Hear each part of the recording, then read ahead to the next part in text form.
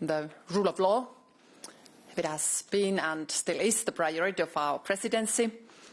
And our idea has been to evolve the Council rule of law dialogue into a stronger, more efficient yearly stock-taking in the Council.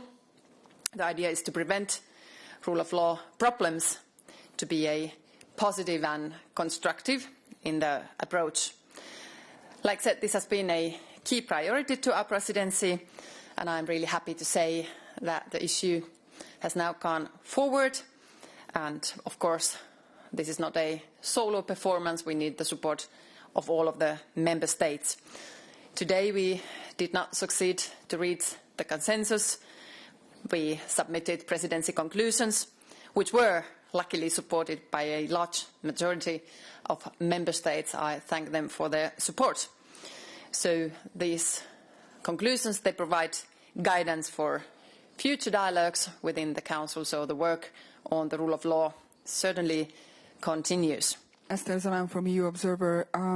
On rule of law, as I understand it, was Poland and Hungary that blocked the conclusions on the evaluation of the rule of law dialogue. Could you tell us, was there any specific that they objected in the text? Was there any specific part of the text that they objected to?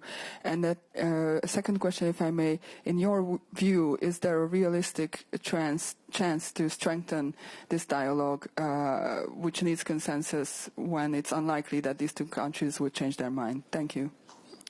Thank you very much for that question. I personally think that we need to strengthen the dialogue because we need a tool in the rule of law toolbox that is something which unites us.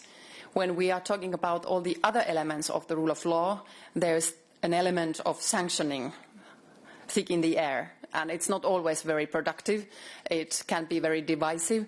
So in our thinking, in our presidency's thinking, the rule of law dialogue should be something that further unites us and strengthens us and reminds us from our common value base. It is really decisive for the union that needs to have leverage, who needs to deliver. So I think at the end there was a huge majority of member states who were supporting our conclusions. So 26 delegations supported our conclusions. I would hate to name and shame, so I won't mention any countries in particular who were against.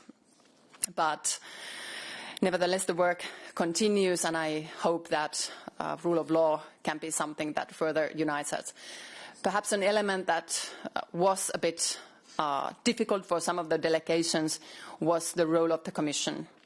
So what role the Commission takes and how the Council should utilise the Commission's rule of law report, that was an issue that we need to further discuss in the upcoming weeks and months.